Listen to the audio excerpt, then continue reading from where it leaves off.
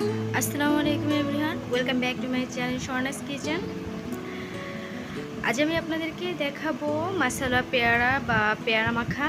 এটা খেতে কিন্তু আমরা খুবই পছন্দ করি।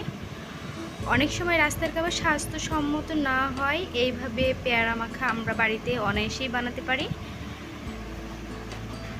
তাহলে চলুন আমরা ঝটপট বানিয়ে ফেলি মাসালা পেয়ারা বা পেয়ারা মাখা।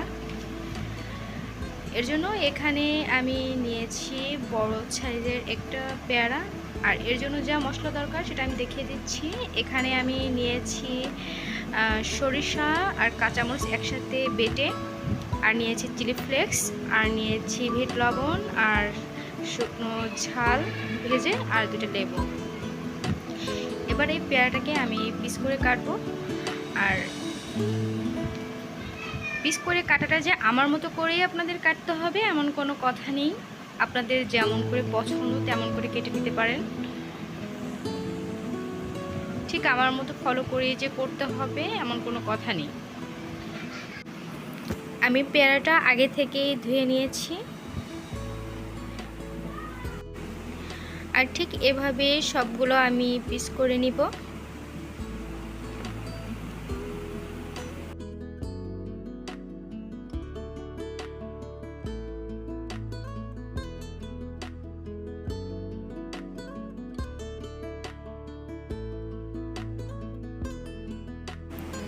আমার পিস করে নেওয়া হয়ে গেছে।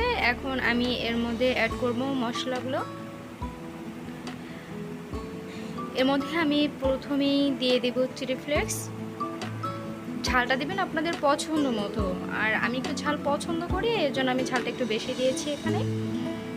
আর দিয়েছি এখানে কাঁচামরিচ দিয়ে সরিষা একসাথে বেটে রেখেছিলাম, পরিমাণ মতো দিয়েছি। আর দিয়েছি লেবু পাতা ছিঁড়ে, আর দিয়েছি এখানে বিট লবণ আর চিলি ফ্লেক্সটা একসাথে করে রেখেছিলাম ওটা।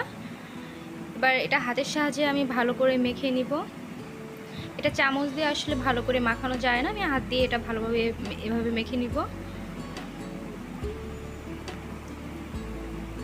চাইলে আপনারা এখানে হালকা সামান্য একটু চিনি অ্যাড করতে পারেন, এটা আপনাদের পছন্দ মতো। এরপর এখানে আমি চিলি ফ্লেক্সগুলো আবারও সামান্য উপর থেকে ছড়িয়ে দিয়েছি। আমার কিন্তু পেয়ারা মাখার ঝালটা এমনভাবে পছন্দ যে একদিকে খাবো অন্যদিকে চোখ থেকে পানি পড়বে বা জিহ্বা থেকে পানি আসবে, এমনভাবেই ঝাল ঝাল পছন্দ।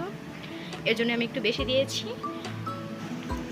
বাজারের কোনো মাখানো জিনিস কিন্তু স্বাস্থ্যসম্মত নয়, এজন্য কিন্তু আমরা মাঝে মধ্যেই এটা বাড়িতে এভাবে মাখিয়ে খেতে পারি। তো আজকের এই রেসিপিটি যদি আপনাদের কাছে ভালো লেগে থাকে তাহলে আপনারা লাইক করুন এবং শেয়ার করুন। আর আমার নিত্য নতুন রেসিপি পেতে অবশ্যই আমার চ্যানেলকে সাবস্ক্রাইব করে রাখবেন। তো সবাই সুস্থ থাকবেন, ভালো থাকবেন। এখনের মতো বিদায় নিচ্ছি। আল্লাহ হাফেজ।